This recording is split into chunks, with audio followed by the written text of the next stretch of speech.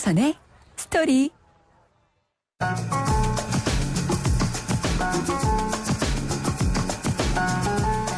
안녕하십니까. 주말 아침을 청취자 여러분과 함께하는 YTN 뉴스 FM 황보선의 스토리입니다.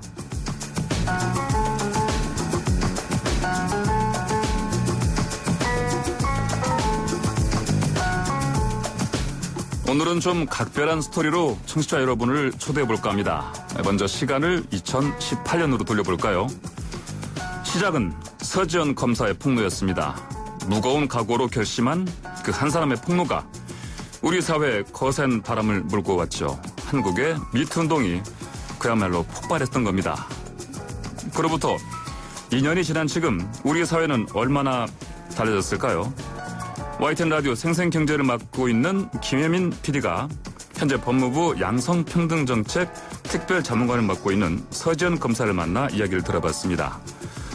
이번 주를 뜨겁게 달궜던 웰컴 투 비디오 운영자 손정우 씨의 미국 송환을 불허한 법원의 결정에 대한 서 검사의 생각부터 2018년의 폭로 이후 어떤 마음으로 본인의 인생에 임하고 있는지 솔직한 생각을 솔직한 언어로 풀어줬는데요.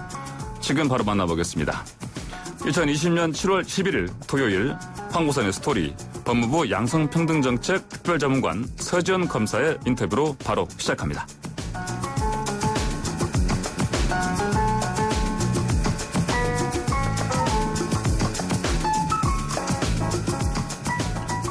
안녕하세요. YTN 라디오 생생경제를 진행하고 있는 김혜민 PD입니다. 오늘은 스토리에서 청취자 여러분들을 만나 뵙게 됐는데요. 오늘 스토리에 제가 정말 특별한 분을 모셨습니다. 최근 우리 사회의 가장 큰 스토리입니다. 아동 성착취물 사이트 웰컴 투 비디오의 운영자 손정우의 미국 송환 불허 결정이 그것인데요.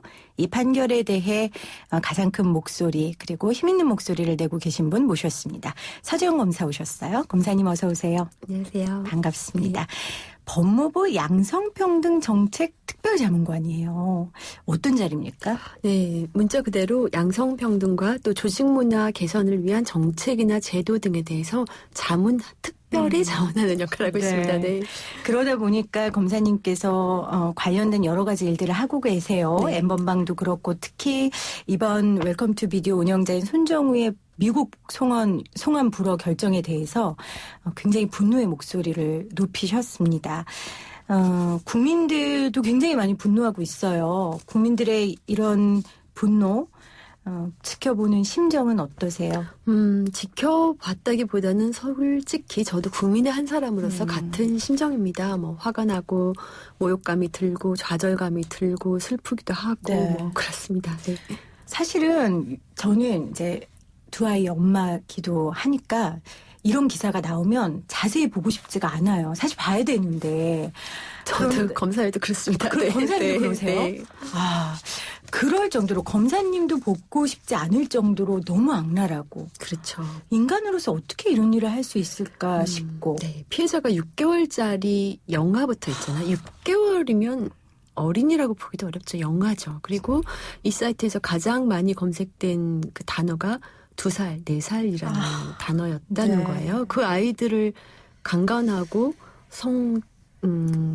고문에 가까운 행동을 하고 이런 거를 찍어서 올리는 사이트였고 그 사이트에 기존에 있던 거 올리지 말아라고 했다는 거예요. 성인물 올리지 말아라고 했다는 거예요. 그러면은 네가 직접 성착취를 해서 아이들을 성착취를 해서 올려라 라는 거기 때문에 너무 악랄하죠. 제가 보기에는 여기에 올라와 있는 영상을 보고 싶으면 본인도 그런 비슷한 영상을 찍어서 올려야 그렇죠. 볼 수 있고 네네. 이런 방법으로 네네. 이루어졌더라고요. 네네. 와, 이런 사이트를 만든 운영자인 손정우예요. 청취자 여러분들 이 사건 많이 들어서 아시겠지만 제가 좀 짧게 개요를 설명드리면 아동 성착취물 사이트 웰컴 투 비디오의 운영자 손정우 씨가 항소심에서 1년 6개월의 징역을 선고받았어요. 당연히 솜방망이 처벌이라는 지적을 받았고요. 그리고 워싱턴 DC 연방지방법원이 이 손 씨를 9개 혐의로 기소를 했는데 이 중에서 그 가상화폐 부분인가요? 네, 맞습니다. 네, 그 부분에 대해서 이제 인도 요청을 우리 법원에 했습니다. 네. 그런데 이제 우리 법원이 불허한 거죠. 만약에 우리 법원이 받아들이고 미국에 보냈다면 추가적인 처벌이 가능했었던 겁니다. 이제 범죄인 인도 원칙 중에는 쌍방가벌성과 이중처벌 금지가 있습니다. 쌍방가벌성이라는 것은 양국에서 모두 범죄로 처벌할 수 있어야 된다라는 거고요. 이중처벌 금지라는 것은 이미 처벌받았으면 똑같은 범죄로는 다시 처벌하면 안 된다는 거예요. 그래서 미국에서 이제 6개의 죄명으로 기소를 했는데 이 중에서는 이 아동 성착취물 광고가 있어요. 광고가 당시 우리 법에는 없었어요. 아하. 그러니까 이거는 이제 해당이 안 돼요. 그 다음에 거기서 그런 음란물을 유통시킨 혐의가 있어. 유통은 우리가 처벌을 했단 말이에요. 네. 이거는 또 이중처벌 금지이기 때문에 안 돼요. 그렇게 빼다 보니까 남은 게 범죄수익은닉 처벌법이죠. 네. 그렇군요. 네. 그런데 사법부에서 이제 불허 결정을 내린 거에 대해서 국민들도 공분하고 검사님도 SNS에 굉장한 분노를 표출하셨어요. 사실 제가 검사님 몇 번 뵙기도 했고 오늘 뵙지만 사실 이렇게 분노하시는 모습이 어울리지 않으실 것 같은데 권위적인, 제가 있는 그대로 표현하겠습니다. 권위적인 개소리라고 표현을 하셨어요. 네. 어떤 부분이 그렇게 화가 나셨어요? 어떤 부분이라고 콕 집어서 말하기가 어려울 정도로 너무나 맞지 않는 말씀을 하시고 있기 때문에 화가 났고요. 가장 맞지 않는 부분은 뭐 이런 얘기를 하셨어요. 범죄인을 더 엄중하게 처벌할 수 있는 곳으로 보내는 것이 범죄인 인도제도의 취지가 아니다. 당연한 말씀이에요. 당연한 말씀인데 국민을 훈계하고 계시거든요. 왜냐하면 범죄인 인도의 목적과 요건은 지금 범죄인 인도법하고 한미 범죄인 인도 조약이 있어요. 거기에 잘 나와 있어요. 뭐라고 나와 있냐. 목적은 범죄 진압 과정에서의 국제적인 협력 증진 그리고 범죄의 예방과 억제라고 나와 있어요. 네. 그러면 즉 타국에서의 더 센 처벌이 목적이 아닌 거는 맞아요. 아하. 맞지만은 법원은 그 법률과 조약이 정한 목적과 요건을 맞춰서 결정을 하면 되죠. 그런데 국민들한테 얘기를 하는 거예요. 이게 목적이 아니다. 너네 더 센 처벌을 위해서 손정우 보내달라고 자꾸 얘기하는 거 안 맞다라고 훈계하고 계시잖아요. 저는 이분이 사실은 훈계를 할 게 아니라 왜 국민들이 이런 분노를 하는지 심각하게 고민을 했어야 된다고 생각해요. 지난 10년 동안에 서울 고등법원에서 범죄인 인도 그 심사를 한 게 30건이에요. 그중에 불허 결정이 난 거 한 건뿐이었거든요.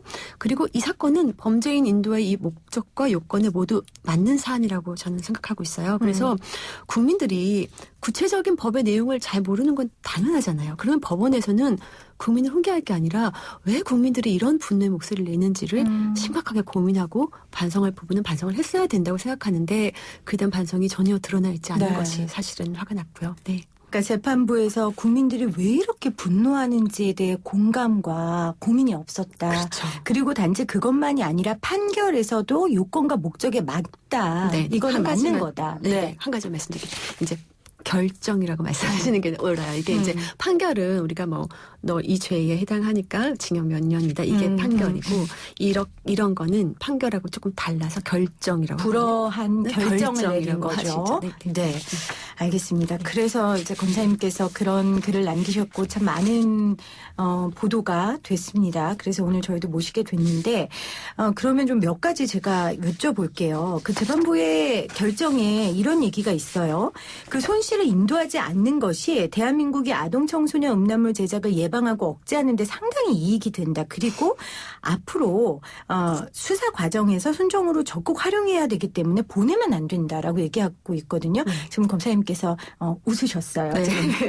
어떤 부분에서 이렇게 코웃음이 나오셨어요? 제가 결정문이 이 부분을 굉장히 길게 쓰셨어요. 몇 페이지에 걸쳐서. 그런데 조금 중요하니까 최대한 압축해서 한번 읽어볼게요.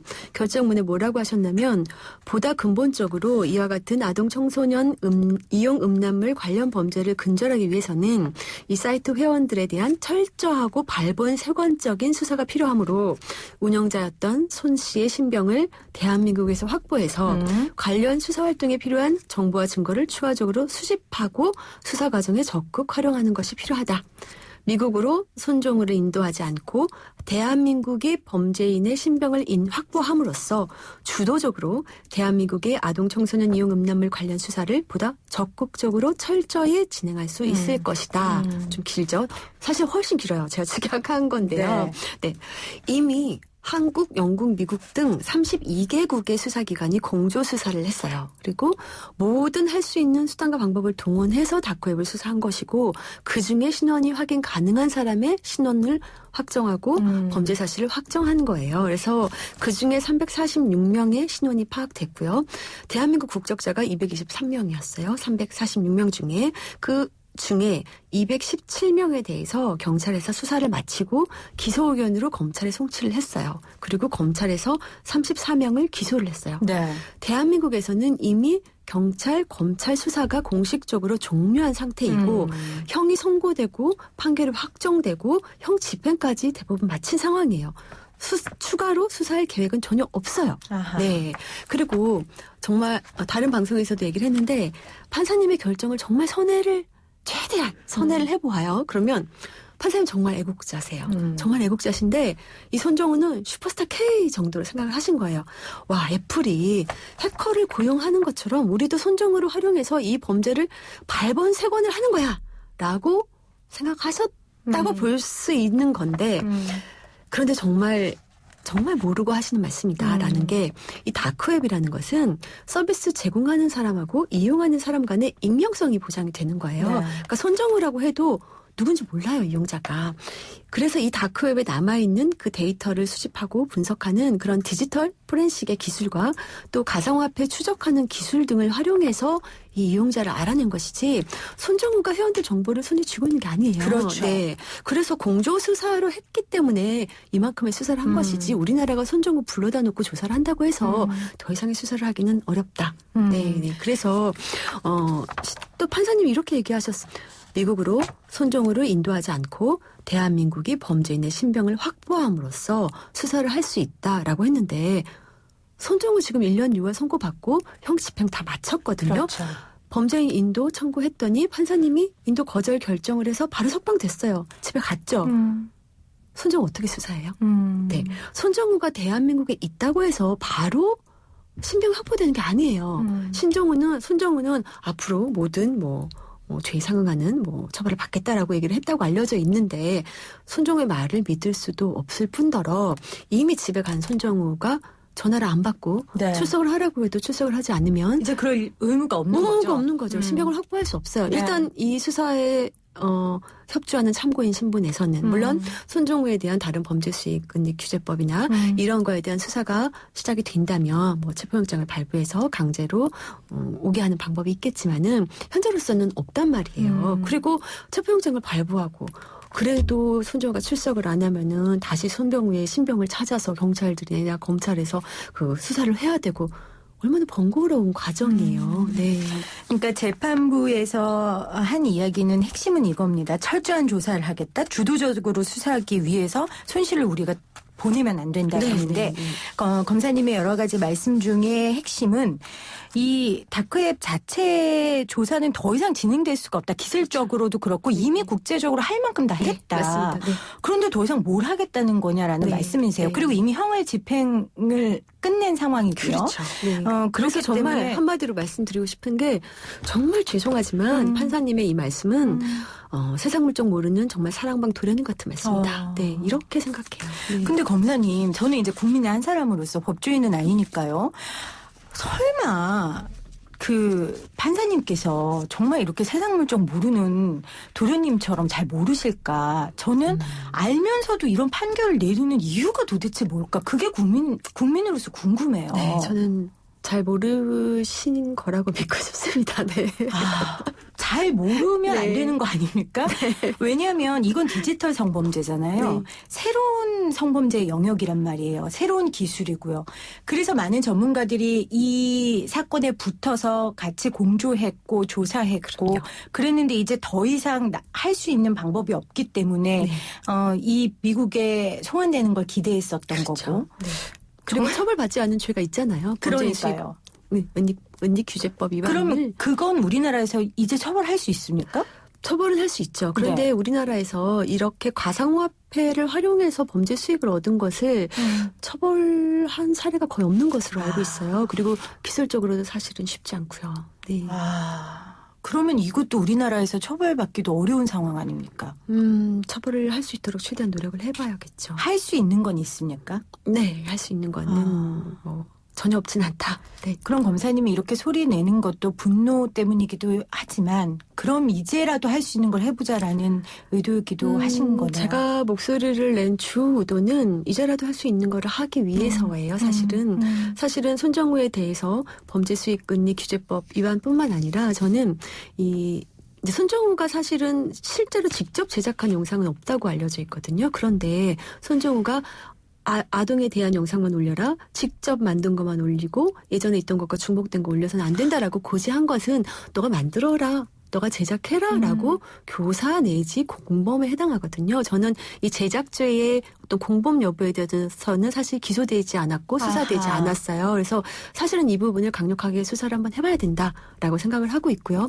손정우뿐만 아니라 아까 말씀드렸듯이 한 160명 정도를 경찰에서 그러니까 기소 의견으로 송치한 범죄자 중에 180명 정도를 검찰에서 기소를 안 했단 말이에요. 네. 그러면 이 사람들에 대해서 지금이라도 다시 수사를 해서 사실 이제 혐의 없음 했다거나 기소 유예한 사건에 대해서는 법률적으로 재기라는 걸 할 수가 있어요. 재기를 해서 그러니까 수사를 뭐라고 해야 될까요? 종결했던 것을 다시 시작할 수 있다는 거죠. 그렇게 다시 시작을 해서 기소가 가능한 사건에 대해서는 강력하게 기소를 해야 된다라고 생각하고 있고 그러한 얘기를 하기 위해서 사실은 목소리를 높이고 있는 거예요. 네.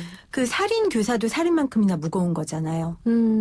동일하게 처벌을 하지는 않지만 굉장히 무겁다고 보죠. 네. 그러니까 지금 말씀하신 건 직접 제작하지 않았어도 그렇죠. 제작한 영상을 올리지 않으면 볼 수 없는 그 시스템 자체가 제작을 해야 한 것만 올리라고 하고 이런 내용은 제작을 교사한 것이 아닌가. 그래서 그런 부분에 대해서도 지금 다시 조사할 수 있고 그리고 그렇죠. 또 하나는 아직 신원이 밝혀지지 않은 나머지 이용 신원이 밝혀졌는데 그러니까 신원을 확인을 해줬고요. 공조 수사를 통해서 신원이 확인됐고 처벌이 안 돼. 그래서 처벌이 안 된. 검찰에서 180명 정도를 처벌을 안 했단 말이에요. 34명만 기소했잖아요. 그러면 그 처벌 안 한 180명 정도에 대한 사람에 대해서 다시 수사를 해서 기소할 수 있는 부분을 강력하게 기소하자라는 얘기를 정말 꼭 하고 싶습니다. 네. 참 그런 것 같아요. 우리가 분노하고 좌절로 끝나면 너무 억울하고요. 피해자들에게도 너무 미안하고요.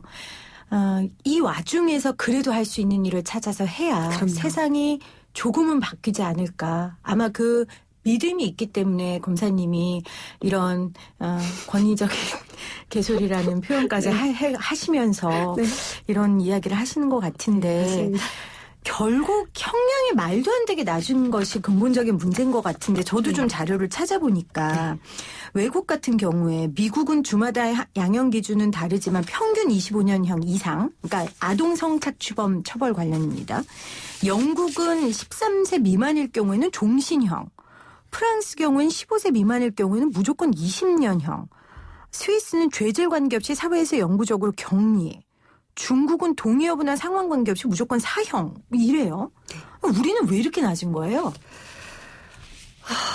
우리나라 법정형이 이 미국이나 영국보다는 낮지만 하지만 우리나라 법정형도 이 당시만 해도 손정우에 대해서 1심에서 집행유예 선고하고 2심에서 징역 1년 6월 선고했지만 이 당시의 법으로도 최고 징역 10년까지는 가능했어요. 네, 그런데 선고하지 않은 것이거든요. 그러면 방금 말씀하셨다시피요. 이 웰컴 투 비디오 똑같은 사건에 이 사이트 가입자들이 영국에서는 징역 22년, 25년, 미국에서는 징역 97개월, 70개월 받았거든요. 미국에서 이 아동 성착취물 한 건을 여기서 다운받은 리처드 그렛 카우스키라는 이름 분은 알고 싶지도 않아요. 그런 놈들. 하여튼 리처드는 징역 70개월 받았어요. 한 건 다운로드 받았는데. 그런데 우리 운영자인데. 그런데 약 3년 동안 이 사이트 운영하면서 수십만 개의 아동 성착취물을 올리게 하면서 수억 원을 벌어들인 우리 손정우는 지금 18개월 받았단 말이에요. 정말 법원이 부끄럽게 생각해야 되는 거예요. 국민들이 대한민국 법원을 믿지 못하겠으니까 미국으로 보내라고 했던 거 아니에요. 네, 정말 부끄럽게 생각하고 국민의 뜻을 엄중하게 받아들였어야 하는데 그에 대한 반성이 전혀 없고 디지털 성범죄나 우리나라 현실에 대한 인식이 너무 부족해서 너무 안타깝고 화가 나서 제가 막말을 좀 했습니다. 네. 그 막말이라 표현하셨지만 사이다 발언이라고 하겠습니다. 네. 그 발언에 국민들이 그나마 답답한 마음이 조금 풀리기도 했었는데 그러니까 우리나라에도 징역 10년까지는 가능하지만 1년 6개월로 지금 구형을 한 거예요. 지금 BBC 서울특파원이 자신의 트위터에 그런 글을 썼더라고요. 한국에서 달걀 18개 훔친 40대 남성에게 검찰이 징역 1년 6개월 구형했는데 우리는 이번에 징역 1년 8개월, 6개월. 1년 6개월 구형한 거다라는 얘기를 하기도 했는데 아까 너무 법원이 부끄러운 거 알아야 된다 했는데 전 사실 이 소식 듣고 제일 부끄러웠어요. 미국 법무부에서 이번 송환 불허에 실망했다라는 의견을 밝혔는데 저 왜 이렇게 부끄러워요? 왜 부끄러우면 국민들의 몫이어야 됩니까? 미국에서 뭐라고 했냐면요. 미국 시민들에게 큰 영향을 끼친 세계에서 가장 위험한 아동 성착취 범죄자 중 한 명에 대해서 인도를 거부한 것에 실망했다. 라고 했어요. 일단 미국에는 피해자들이 있어요. 그리고 이 사이트 이용자들, 즉 손정우의 공범들이 53명이나 돼요. 네, 그리고 이 손정우가 그 가상화폐 거래소를 이제 활용해서 자금 세탁을 했는데 8개 거래소를 활용했어요. 그중에 일부가 미국에 있어요. 네, 그래서 그리고 이 서버도 미국에 있다고 알려져 있어요. 그러니까 미국에서는 당연히 손정우를 인도받아서 법정에 세워서 사법 정의를 세우고 싶었던 거예요. 그런데 안 보내준 거죠. 네. 이게 입장을 바꿔놓고 생각을 해봐야 돼요. 만약에 미국에 있는 사람이 이런 범죄를 저질렀는데 우리나라에 피해자도 많고 공범도 많고 우리나라의 화폐 거래소를 사용했단 말이에요. 그런데 그런 자금 세탁에 대해서 처벌을 안 받았어요. 우리 어떻게 하고 싶겠어요? 당연히 불러와서 처벌하고 싶죠. 그런데 안 보내줬어요. 그러면 뭐라고 하겠어요? 왜 우리 사법 주권을 침해하느냐 하지 않겠어요? 그런데 지금 손정우를 보내는 게 우리 사법 주권의 침해라고 하니 주장들이 있으니까 이해하기가 어려운 거예요. 우리 사법 주권이 침해받으려고 한다면 우리가 사법 주권을 행사하지 못하게 하는 방해 행위가 있어야 되죠. 근데 그렇죠. 우리는 이미 수사 마치고 재판 마치고 형 집행까지 마쳤어요. 뭐가 방해받아요? 뭐가 방해를 받는다는 것인지 이해할 수가 없어요. 네. 지금 단심제죠, 이게. 네, 그렇죠. 그럼 이제 방법이 미국으로 보내는 건 안 되는 거고요. 네, 그렇죠.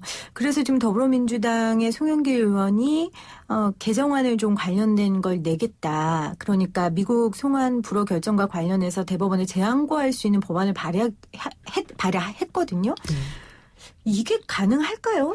사실은 2015년경에 다른 네. 국회의원에 의해서 이게 단심제가 문제가 있다. 우리가 다시 한번 항고할 수 있는 제도를 만들자는 법안이 발의가 됐었어요. 네. 그런데 잘 아시다시피 20대 국회가 거의 일을 하지 않아가지고 이 법안이 폐기됐죠. 그때 만약에 우리가 됐다면. 법을 바꿨다면 지금 다시 재판을 한번 해볼 수 있었겠죠. 그런데 지금은 불가능해요. 그런데 저희가 이제 이 범죄인인도 이 재판을 시작하면서 법무부에서 사실은 저희 이제 법무부 장관 지시에 의해서 단심제 너무 부적절하다. 왜냐하면 일단은 범죄인의 입장에서 보더라도 다시 한번 다퉈볼 수 있는 기회가 없는 거잖아요. 범죄인의 인권 보호에 일단은 부적절하고 근데 만약에 재판이 잘못되었을 경우에도 정의를 바로 세우는 면에 있어서 부적절하다. 그렇기 때문에 이거는 단심제를 해결해야 된다. 다시 재판을 할 수 있는 결정을 내릴 수 있는 절차가 있어야 된다고 해서 법무부에서도 고민 중이었어요. 그리고 해외 입법례를 보더라도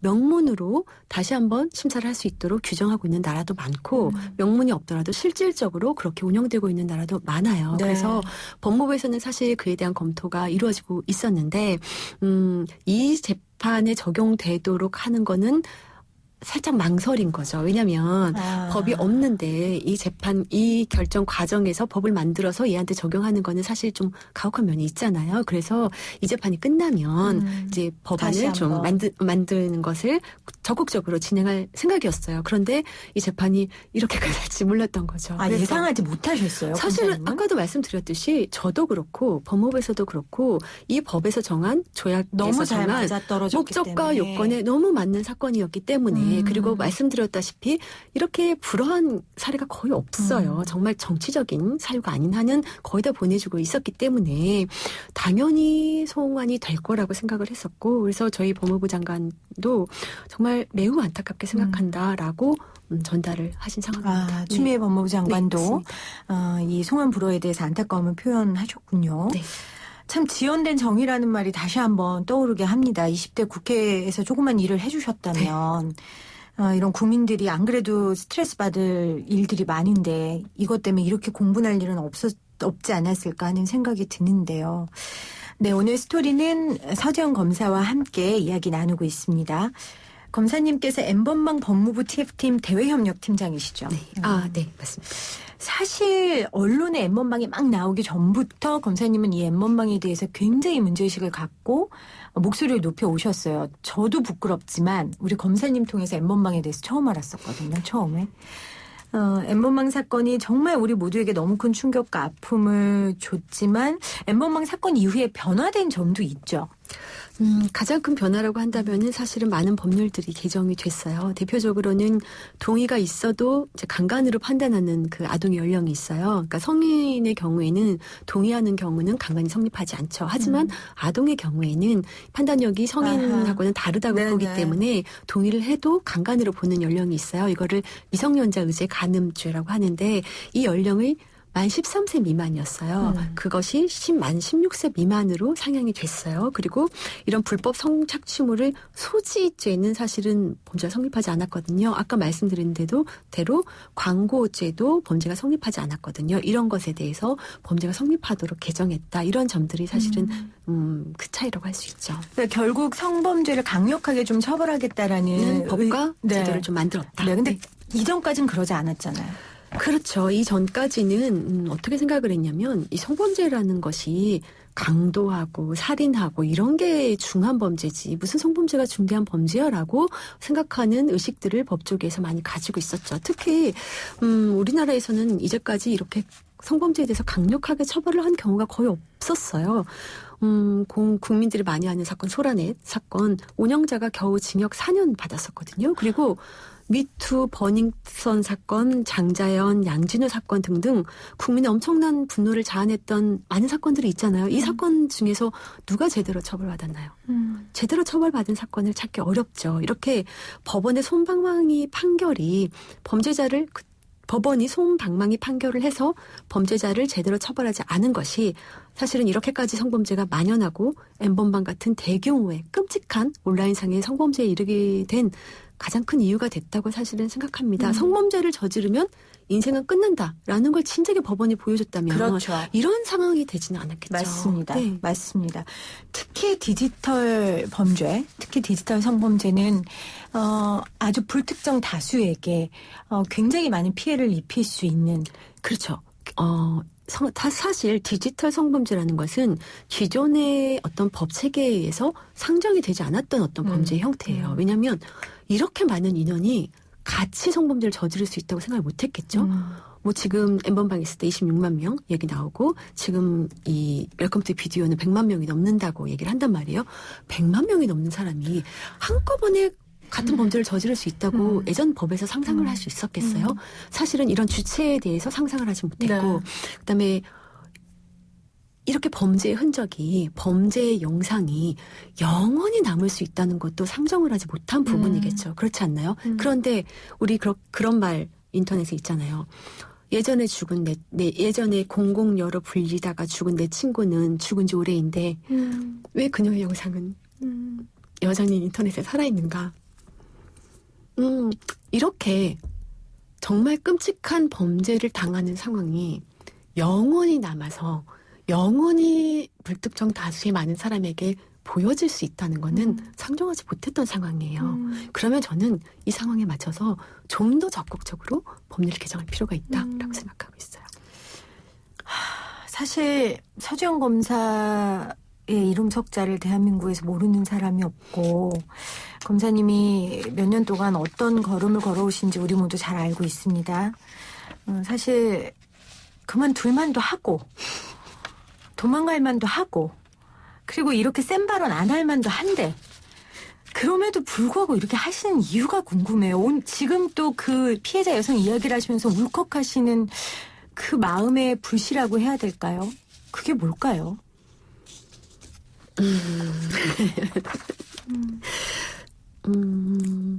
저는 그런 것 같아요. 제가 처음에 미투를 할 때는 사회적으로 자살을 하는 마음이었어요. 도저히 더는 못 참겠고 도저히 더는 견딜 수가 없는데 이 억울함과 이 부당함을 해결할 수 있는 방법이 없단 말이에요. 최근에도 그런 일이 발생했지만 많은 사람들이 너무나 억울하고 부당한 일을 당했는데 해결할 방법이 도저히 없을 때 정말 많은 사람들이 죽음을 생각하죠.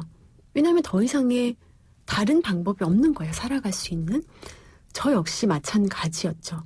저 역시 마찬가지였고 그런 상황에서 사실은 우리나라에서 여자가 혼자 자살을 해서 문제가 해결된 경우를 본 적이 없어요. 그리고 제가 검사로서 이런 어떤 중요한 증거를 가진 피해자가 자살을 했을 때, 사망을 했을 때 제대로 범죄를 밝혀서 가해자를 처벌한 경우를 본 적이 없어요. 제가 검사이기 때문에 잘 알고 있기 때문에 사실은 죽지 않고 버틸 수 있었지만 그 과정이 너무나 힘들었어요. 그래서 내가 육체적으로 자살은 하지 않지만 사회적으로 자살을 하는 심정으로 사실은 미투를 했던 것이에요.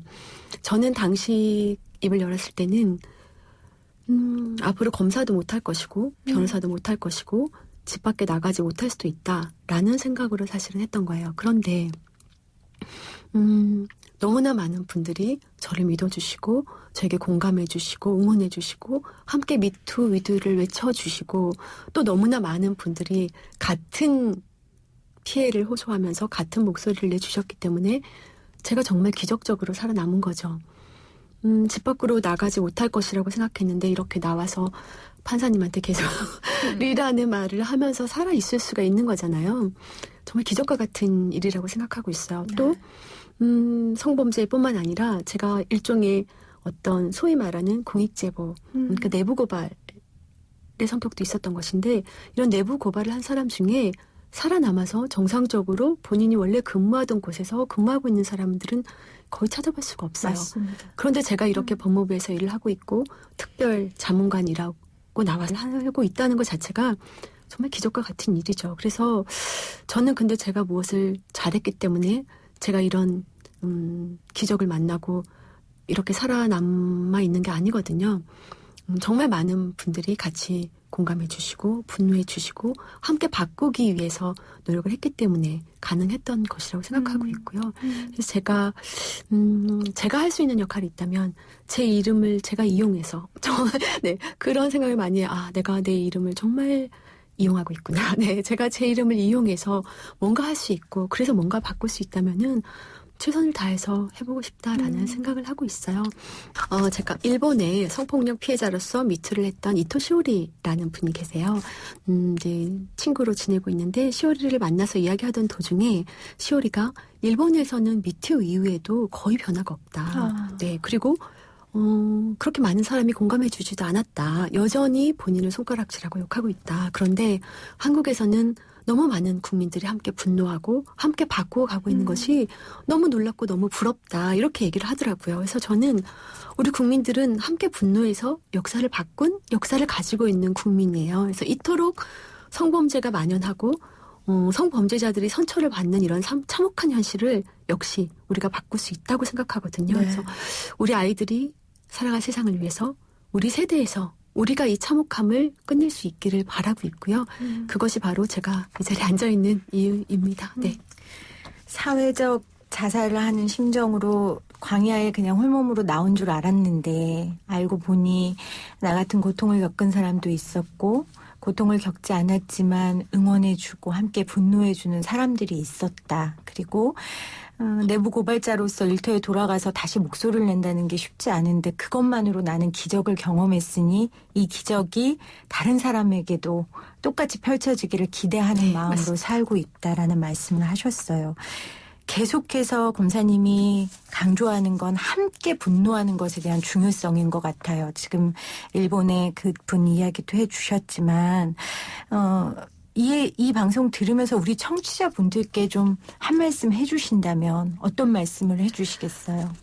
역시 함께 분노하고 또 각자의 자리에서 할 수 있는 일을 해가는 것이 중요하다, 필요하다라고 생각해요. 어떤 일을 할 수 있을까요? 라고 했을 때 주위의 성폭력을 방관하지 않는 것, 주위에서 성착취물을 공유하는 것을 방관하지 않는 것, 또 힘을 모아야 할 때 함께 국민청원을 하는 것, 이런 것들이 각자 자리에서 각자가 변화를 위해서 할 수 있는 행동이 아닌가라고 생각하고 있어요. 저도 제 자리에서 할 수 있는 것이 무엇일까 항상 고민하고 있고요. 네. 그 성폭력, 성착취 이야기할 때 우리가 이러잖아요. 너희 엄마 얘기가 될 수 있고 너희 딸의 얘기가 될 수 있고 너희 아내 얘기가 될 수 있다. 근데 디지털 성범죄 같은 경우에는 나의 아빠의 일, 나의 남편의 일, 나의 아들의 일이 될 수도 있고요. 피해자뿐만이 아니라 가해자가 될 수도 있는 상황이라는 걸 염두에 둬야 될 것 같아요. 맞습니다. 그 얘기는 우리 국민 모두가 디지털 성범죄의 피해자, 가해자가 될 수 있다는 걸 그럼요. 유념해야 될 것 같아요. 남성 본인 자신도 될 수 있고요. 사실은 이 웰컴 투 비디오 사건에 남자아이들도 되게 많아요. 남자아이들도 되게 많고 성폭력 피해자가 단순히 여자만 있는 게 아니에요. 남성 피해자들도 있거든요. 이것은 누구에게나 발생할 수 있는 일이고요. 절대 피해자가 어떤 잘못이 있어서 발생한 일이 아니라는 것을 정말 강조하고 싶습니다. 맞습니다. 그리고 요즘 코로나로 이제 코로나 팬데믹이라고 얘기하는데 이런 전염병이 사실 굉장히 무섭다고 얘기를 하는데 저는 이런 성착취 영상에 대해서 이런 가볍게 생각하는 것, 이렇게 성착취 영상이 만연하고 이렇게 시중에서 함께 공유하는 것을 아무렇지도 않게 생각하는 건 역시 사실 전염병과 같은 맞습니다. 병폐에 우리가 찌들어 있는 거거든요. 그런데 이게 전염병이라고 우리 코로나 그렇게 생각하잖아. 내가 갑자기 걸릴 수도 있어. 나 마스크 제대로 안 쓰고 손 깨끗이 씻지 않고 막 사람 많은 곳에 가면 나 걸릴 수 있어라고 생각하는데 내가 이런 성착취 영상의 피해자가 될 수 있어. 내가 이런 성착취 영상을 아무렇지도 않게 생각하는 이런 전염병의 피해자가 될 수 있어라고 잘 생각하지 않거든요. 저는 코로나와 유사할 정도로 어쩌면 더 무서울 정도로 심각한 전염병이고 누구나가 이 피해자가 될 수 있다는 것을 모두가 알았으면 좋겠어요. 네, 오늘 긴 인터뷰, 마음을 담은 인터뷰 다시 한번 감사드립니다. 지금까지 법무부 양성평등정책특별자문관인 서지영 검사와 함께했습니다. 고맙습니다. 감사합니다. 황보선의 스토리. 네, 오늘 우리 스토리 청취자들에게 값진 인터뷰를 들고 찾아온 김혜민 PD 지금 스튜디오에 함께 나와 있습니다. 안녕하십니까? 네, 안녕하세요. 김혜민입니다. 네, 전에 듣기로 이 서지영 검사가 이번 인터뷰는 꼭 김혜민 PD와 하고 싶어 했다 이렇게 얘기하던데 네. 무슨 사연이 있었습니까?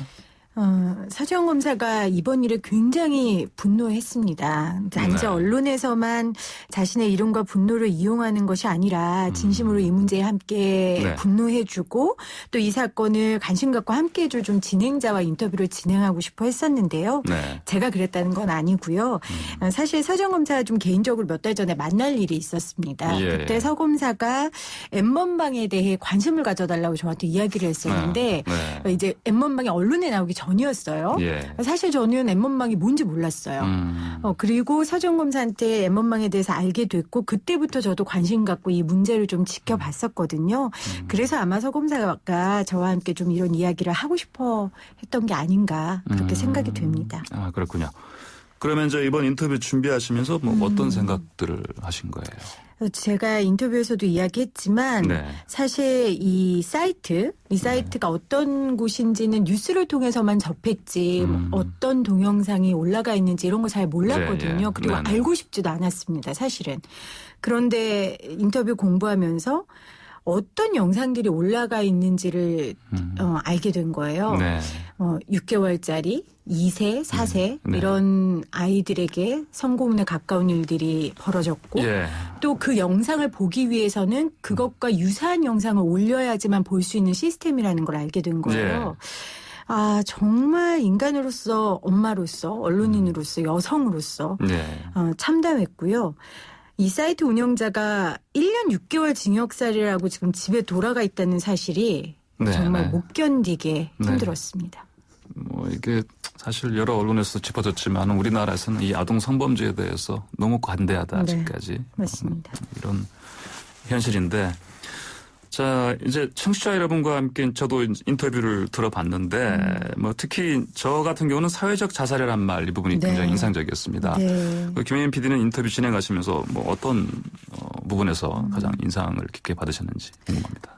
저도 그렇습니다. 그러니까 이 인터뷰가 주요한 내용이 두 개였는데요. 하나는 그 손정우의 불허 결정에 대한 서지원 검사의 분노. 네.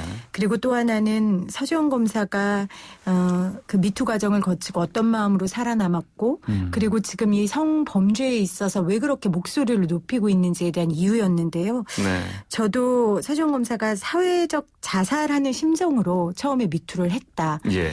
그리고 광야에 혼자 남겨져 있는 심경 같았는데 네. 함께 분노해주는 사람들 때문에 내가 살 수 있었다. 네. 그리고 내부 고발자들이 이렇게 고발을 하고 일터에 돌아가서 다시 자신의 일을 한다는 건 기적과 같은 일이라고 표현했거든요. 네. 저도 인터뷰 진행하면서 내부 고발자들 가끔 인터뷰하면 사실 불가능해요. 이럴 수가 없거든요. 예, 예. 그걸 본인이 기적이라고 표현하면서 내가 이 기적을 다른 사람을 위해 그리고 조금은 더 나아진 세상을 위해 내가 쓰고 싶다라는 그 말이 참 마음에 많이 남았습니다. 그리고 성범죄라는 게 사실 예전에는 중대한 범죄라는 인식이 우리 가운데 없었던 것 같아요. 특히 이 디지털 성범죄라는 게 새로운 형태의 범죄 유형인 거잖아요. 기술과 함께. 네네. 그래서 이 부분에 대한 제도의 빠른 변화, 네. 발빠른 개선이 있어야겠다라는 생각을 인터뷰를 하면서 하게 됐습니다. 아, 그러시군요. 청취자 여러분들이 오늘 대담을 듣고 이런 부분은 꼭 함께 생각을 해주시면 좋겠다 하는 부분이 있다면 네. 어떤 부분이 있을까요? 사실 제가 서 검사를 만나서 인터뷰를 한 게 박원순 시장 사망 전이었어요. 예. 그리고 이 인터뷰의 초점은 손정우에 맞춰져 있었고요. 네네, 그러겠죠, 당연히. 그런데 사실 온 국민이 충격과 슬픔에 빠져 있는 이 박원순 시장 사망 사건이 있고 이 인터뷰를 제가 다시 들어보니까 저는 그 미투 운동을 처음으로 시작했던 서지원 검사의 마음과 인터뷰가 전 더 절절하게 다가왔습니다. 박원순 시장의 죽음은 너무나 안타깝지만 그러나 지금 용기를 내려고 하고 있고 용기를 내고자 하는 그 많은 사람들에게 이 서지원 검사의 이야기들이 좀 큰 힘과 위로가 됐으면 좋겠다는 생각을 좀 개인적으로 하게 됐고요. 그리고 말씀드린 것처럼 디지털 성범죄, 이 새로운 유형의 범죄입니다. 디지털 성범죄는요. 누구에게나 일어날 수 있어요. 불특정 다수에게 일어날 수 있다는 거죠. 엠번방은 100만 명이 이용하는 사이트예요.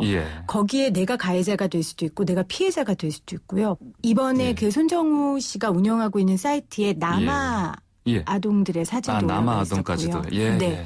그리고 성인 남자도 어떻게 자신의 사진이나 자신의 사생활이 노출될지 모르는 거거든요. 아, 그래요? 네. 그러니까 그들이 충분히 어느 누구도 피해자와 가해자가 될 수 있다라는 생각을 분명히 좀 해주셨으면 하는 생각을 갖게 됐습니다. 우리 모두가 피해자가 될 수 있고 가해자가 될 수 있는 디지털 성범죄이기 때문에요.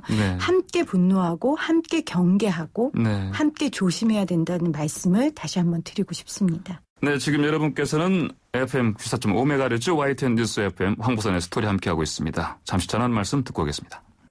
김혜민 PD, 서지원 검사가 신청곡을 하나 보내주셨다고요? 네. 김유나의 봄날은 간다를 신청했는데요. 제가 어떤 의미냐 했더니 가해자 니네들, 나쁜 놈들, 니네들 봄날은 이제 가는 거야. 그런 얘기를 해주시더라고요. 너무 좋은 곡을 이런 나쁜 놈들한테. 근데 서검사 같은 경우에는 나쁜 놈들이 누리고 나쁜 놈들이 아주 아무런 제약 없이 나쁜 짓 하는 것들을 너무 많이 봤을 거 아니에요. 그 일을 못하게 하는 게 검사의 역할이고 또 언론의 역할이기도 하고요.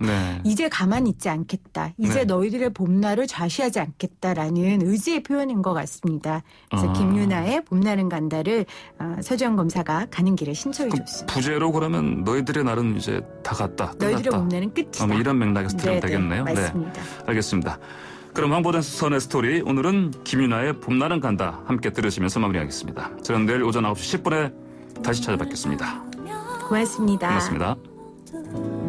그리운 날의 기억 아직까지도